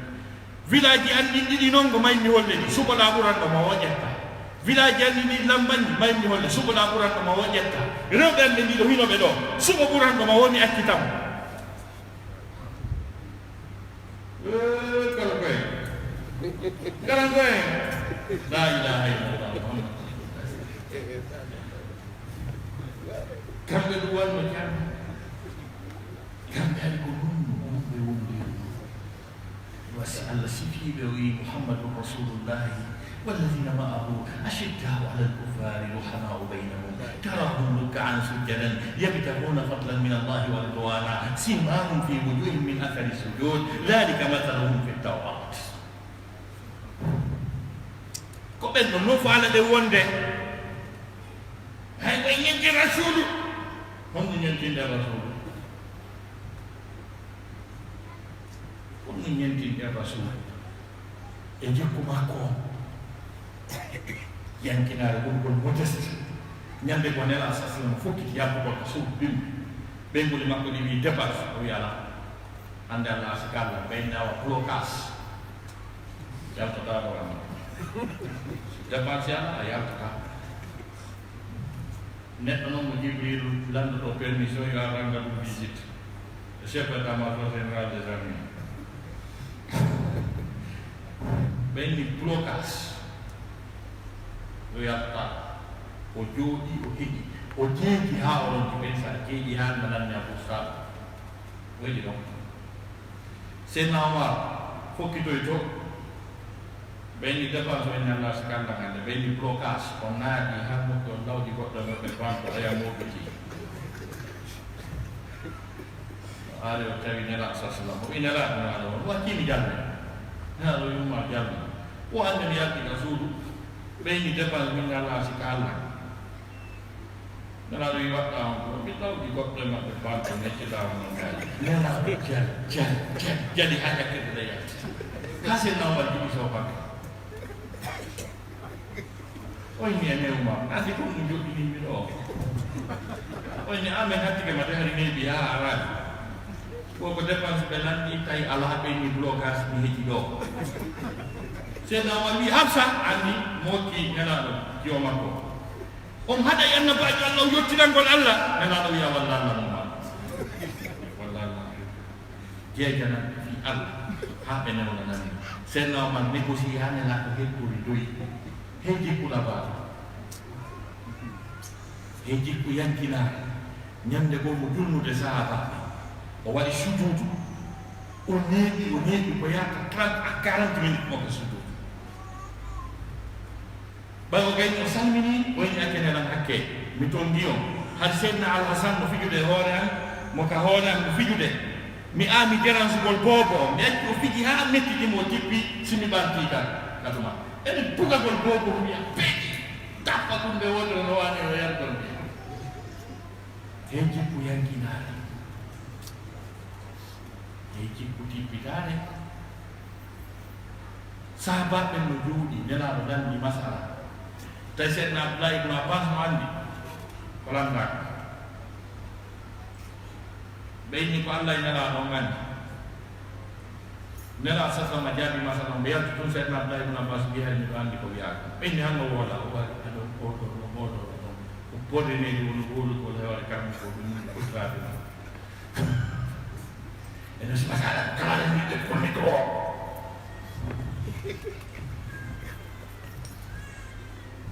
siko julnugol kala hen kañum julnata siko baya kala men kat on kañum watta baya ko woni moye ngakkidiranta allah sifi ɓeya wi simahum fi wujuhim min athari sujud mande maɓɓe nen no ka gueƴe maɓɓe sabu batte yankinare immiiji allah taali koɓe anditirtay ko koɓe akkidirani kon si woni jullere wotere mo kala inna ko an jotto si woni konngol ko an wowlata so woni jabagol ko antu so woni julnugol ko antu ɗe gerday fi julnugol ha mo kala wiya ko an ɓuuri handude e julnugol sabu akkidiral maɓɓe ngan allah wi ko ɗum ɓe anditirte ñande goo seydna ali e seydna aboubacre ɓe fotti ka nelaɗo sallllahu alayhi wa sallam ɗon andi so hewti e dambugal ko ɓurɗo teddude on dow adade nadde ɓe hewtumo kala nangi fret buspa ɓe dari ha seydna aboubacry wi naato a hikkila tagolla gandal ko hiɗa weddi e nanaɗo ɓuri men fof komi hatto nadde kam ɓuri mi teddude o yawi ko kotoma woni nder ɗo hiɗa hunji ɓura ɗa hunji fiɓul islamia si jihaade fokkitama yiyaka to hara nelaɗo mo suumi hiɗa jogii ɓiɗɗo o tigi ko an ɓuri teddude oɗa kadi wi ko an iwdi e nelaɗo sa sallama ka ko onon setode ko onon waddi ɗum ɗo ko onon waddi ɗum ɗo ko onon waddi hiɗa ngeɓodiri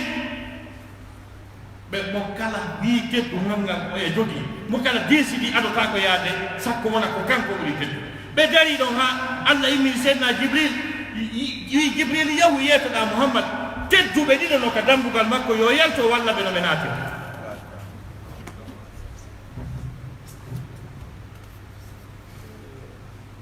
ko enen ɓe ngattuno towi e jikkoyi ko mele to atade natuɓe ɗum to ko yekkiniɗa nela so tama yalti jogii seydna aboubacry fiilini haa gasa wi an kadi aboubacry fiilo ani o fiili ani ɓe naatini ɓe tatono e yankinaɓe heedi bidaare heedi ɗangol musidɗo mum ko yiɗani hoore mum ko ndaani nela sasama no heɓi kolo ko jikkuji moƴƴi ɗin joni woni situde seeɗa seeɗa ɗi wata ko sifaani ɗi fof kono ko ɗum on tigi tafi taw ɓe heedi koɗo tawi piye meme fus ala ɓe indi ko hombo wernantanmi mo daaridira ha tawi kadi fus ala ɓe heedi koɗo ma o weera piye meme ala ɓe indi ko hombo wernantanmi koɗo aden goɗɗo daaridira ha tawi hay goɗɗo fus ala hirande ala ko ñaami goɗɗo go wino nelaɗo ni ɓe arde koɗo tawi ko wonno toon konko ko ɓiɓɓe ɓe ñaama kamɓe ɗiɗo so ɓe ñaami ɓiɓɓe ɓe waldayde haarata ko hon ɗum ɓe waɗi ɓe sakkinani ɓiɓɓe ɓen ñiiri fenaade ka wureere ɓiɓɓe ɓen ayni no defeede fiyo ɓe ɗaano ɓe ƴetti hiraande ɓiɓɓe ɓe ɓe jonni koɗo gorgon e debbo wi koko mon konno menen ko amen konno ga ɓe dariɗa fiyo koɗo ñaamutamo a lees ka taw ara ko ɗum ɗon tum ɓeygol men mari gorko wi ana kiyesa ɓernde oya nde waali o ñaami hiraande fayɓe fay ko koy ɗayna ha ɗaani siko enen ɗum ɗo ko fiɓi ɓernene on goɗo waɗotako weeti bimbi ka julde suba nela sasramaki kaari ɗo wi nawo ko feƴƴi kama ko andi jibril yettinoɗa o yiiduɗa ndemuma ɗon ko yallah barke mo ɓe jibini neɗɗo o ngaari tawi ko batte jikku gootu no jeeya e jikkuji moƴƴi ɗi yurmingol yimɓe ɓen yurmina wonki kin ndaare ko allah yeeti en kala sattindiji dangal fof sirate baskil on ɗeri ɗin kala ko wiyete tampere sattede dangal ngal fof allah yeeti en ko ittata ɗum tawi ko jikkuji moƴƴi allah daari falaqatahamal aqabata yo eto yawta fello akaba al akabata sa yawti haray sattede dargal fof ko a yawti ko firdaw suutuɗa andani yo eto keña no yawtira sattedeji akaba dalik wama adraka mal aqaba ko honɗum woni noon sattede aqaba e yawtugol aqaba ko honɗum won tigi watta fiyo yawtu kala sattede dargal allah dali fakku raqabatin أو إطعام في يوم ذي مسغبة يتيما ذا مقربة أو مسكينا ذا متربة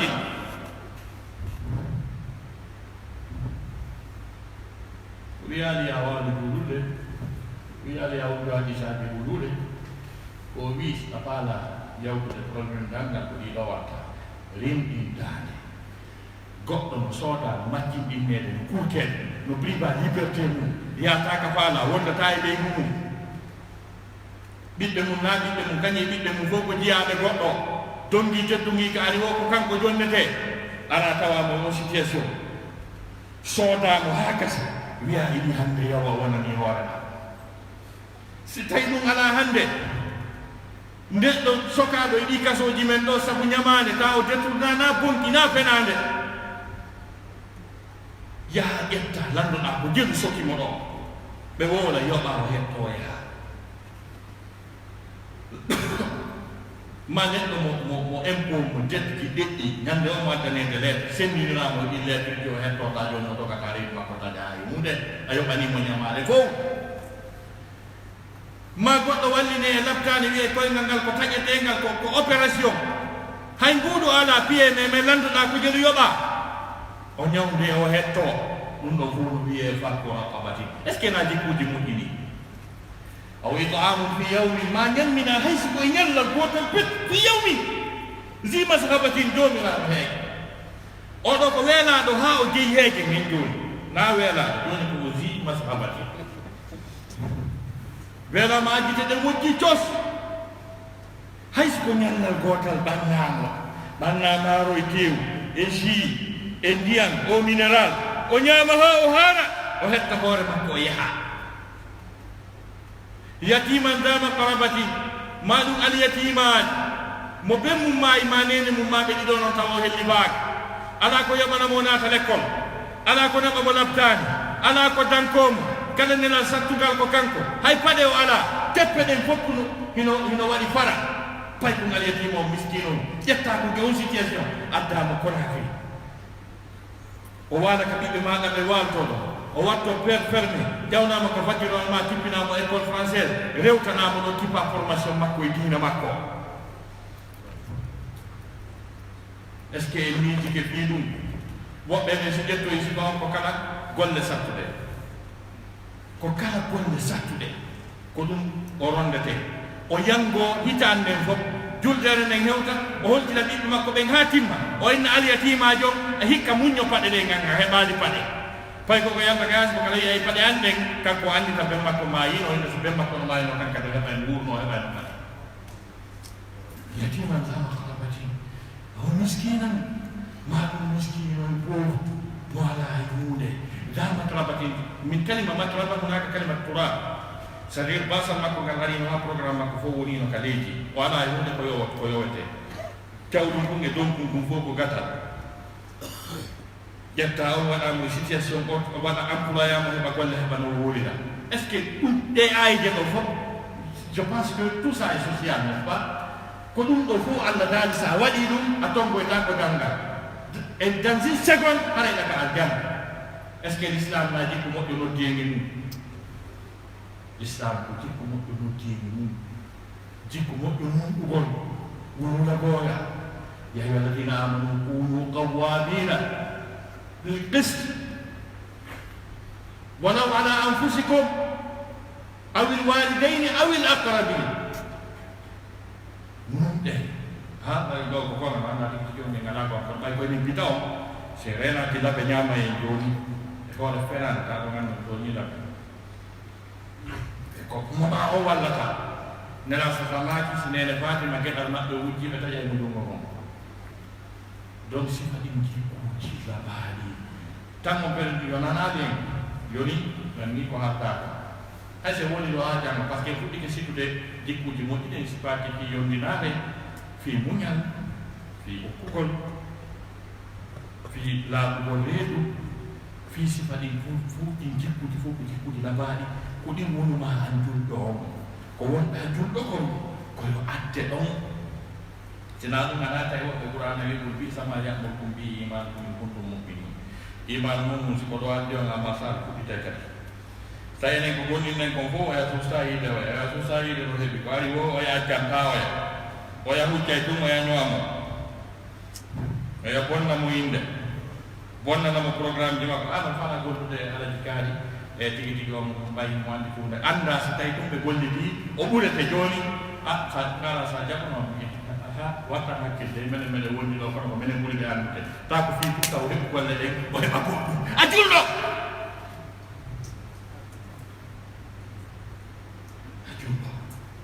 a julɗo no a yimɓe ɓen bonnaɓe yimɓe ko anda tawa ko nayi tawnimala helloɗa ndi falɗa mi sakkitora mise ɗiɗi pet usani moɗa kelan on faami mise ɗiɗi pet mi sakkitorta haalangol noon fitala ma kikuji mukki fitala ma renta wala ruhu ko bani adam nila sallallahu alaihi wasallam nila noddi patron di Quraysh nan ko di tabi siben goto pesi feli guluji jokkay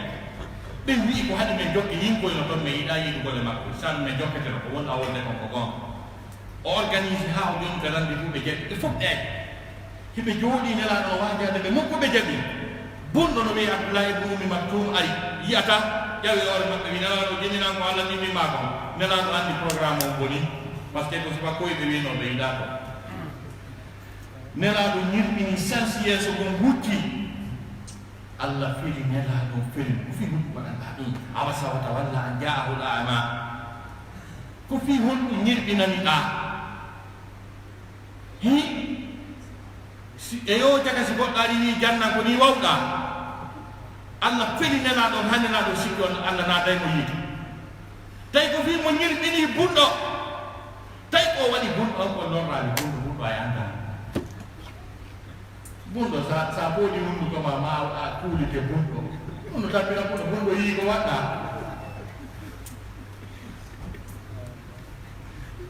ko ne la do wadi bundo on ko tiko wallahi bundo anda tampinali mo ay kono fi kala o andali bay anni e mo wadi ape ona tayidi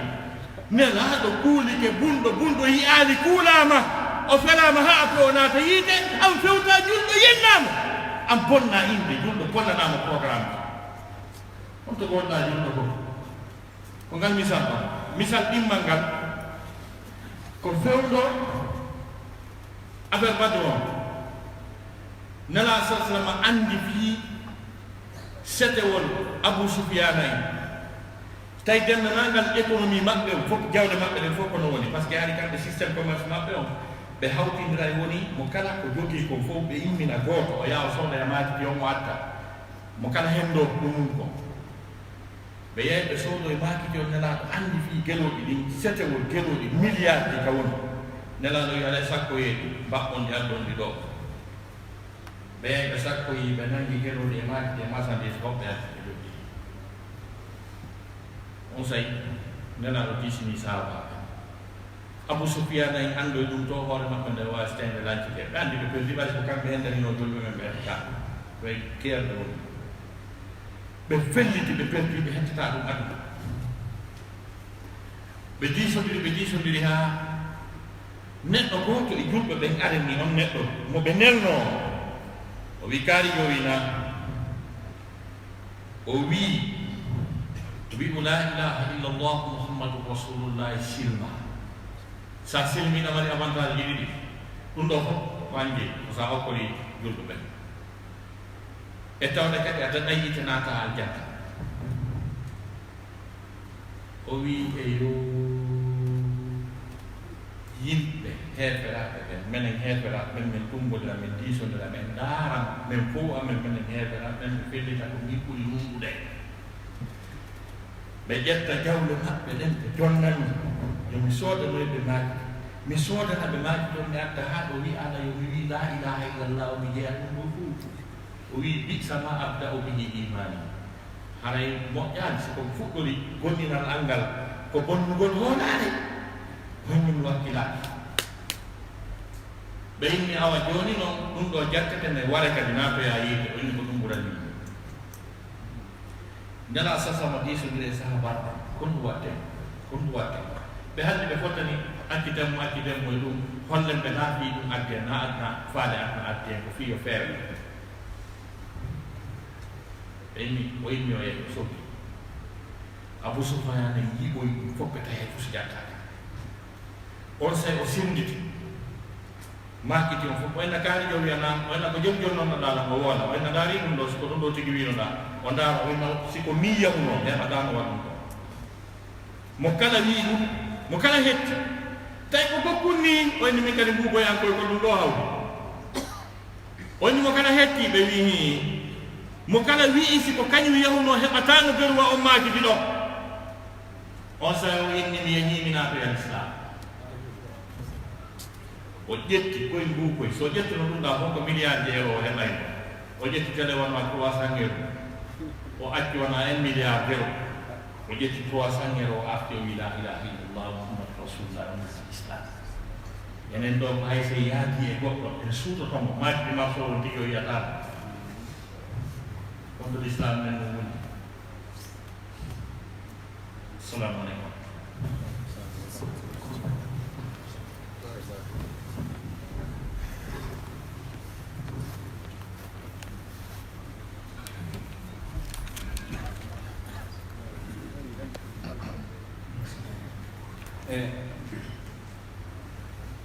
بسم الله الرحمن الرحيم.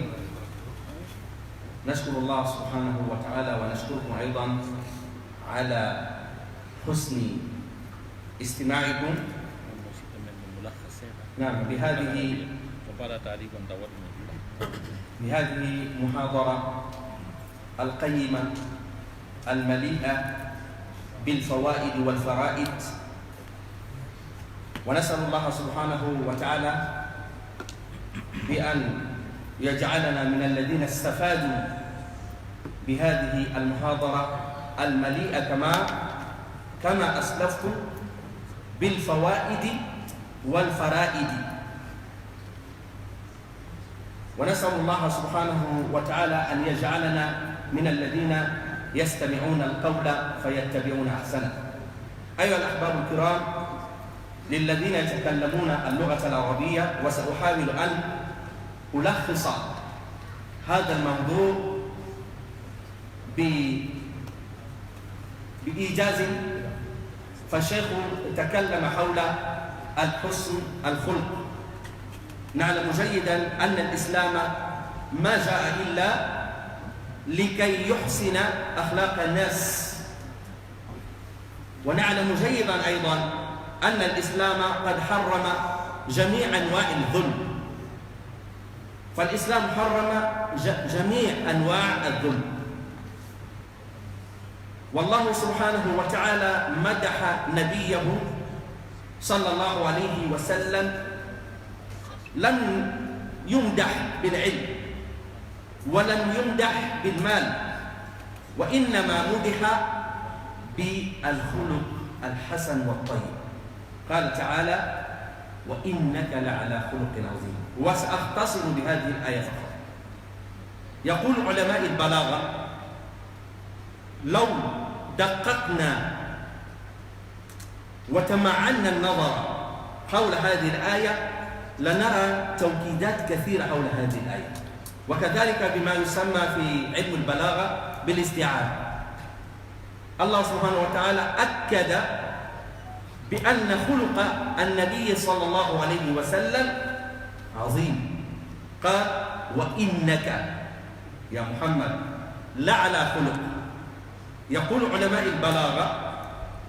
أن على هنا استخدم بمعناه المجازي، على، والأصل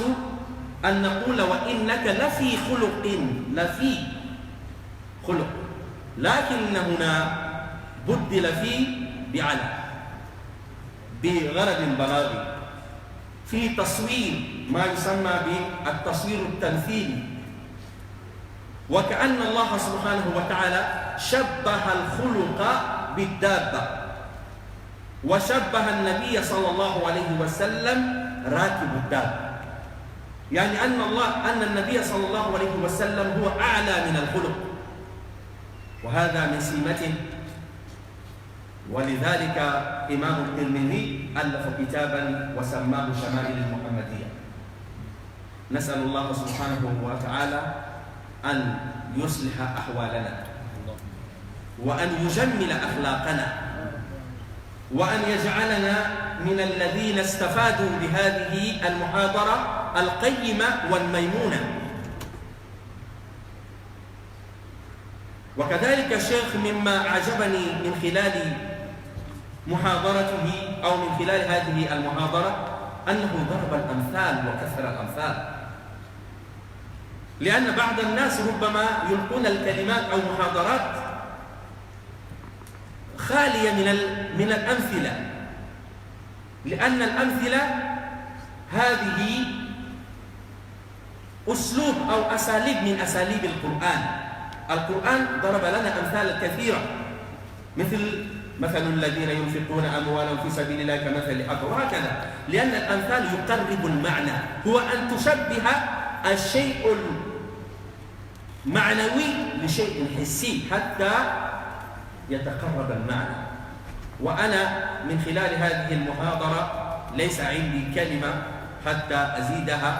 وليس عندي تعليق ولا توضيح، وأنا أحترم الشيخ، وكذلك ما رأيت شيئا يحتاج إلى التوضيح أو يحتاج إلى البيان، فلذلك أقف هنا وأسأل الناس أن يستفيدوا بهذه المحاضرة لأنها مليئة من الفوائد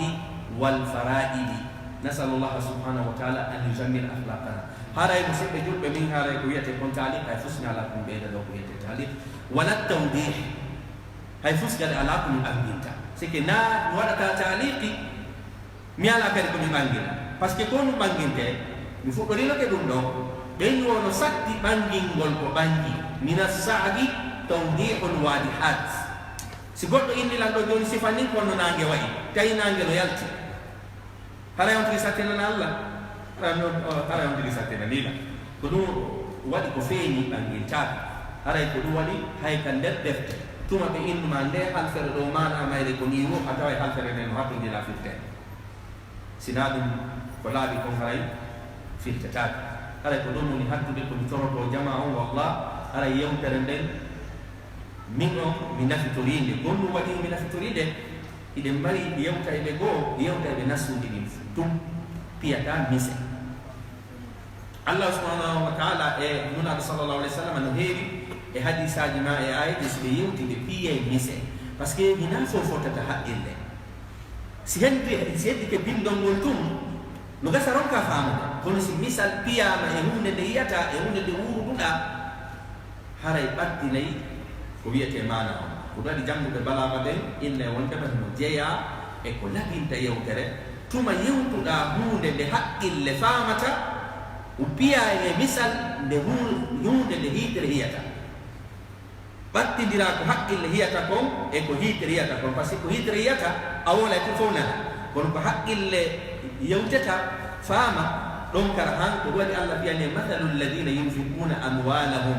kon boy men andi baraji ko ni ala la ay ko tanda ko wadi Allah biyane misal ko hitere walide كمثل حبة أنبتت 7 سنابل في كل سنبلة 100 حبة ويلونغو وبياني مثال بيتكو كعلم البلاغة تشبيه التمثيل هاي ودوني كلموني حتى ده هاي فوس على كم بيدتا ما كنو شرما من بين نتولى الله سبحانه وتعالى يلا ودو نانو بي يدي يلا ودو بين كلهم بهيب بغندان غندلو بي ستايوني أجانغتا أهيدا غندان ahida jangu bebe wallahi hare dawi nafsa hare yaw nyawda warema hare hila mari nawna wala na hande non jamanu wonde no ala marchandise ko sontude ka communauté mede ne ko yete ganda na sonti ka communauté no fi itte kan esik bol esik fi ko yete gandu bebe mokala no mari tuwa wolo bol hore jangu tentini no jangu de dina be goto soni do o fonctionnaire baray na huli wolu go mo bidi ni fu parce que bi andi sa wole makko e mo warma so ko kono ko wiya ten kon inne jangu be dina be dum do mashallah jangu be no be ni luhumul ulama masmuma ara ni tori Allah subhanahu wa ta'ala ya Allah wadu en jangay be hidube gandal e hidube kadi jangu go ara ko do moni e duma darade para doyen fekkiu ti en turi be camera do dar ngol en direct mo doni e wadu do inshallah enen arta doni ka lande assalamu alaikum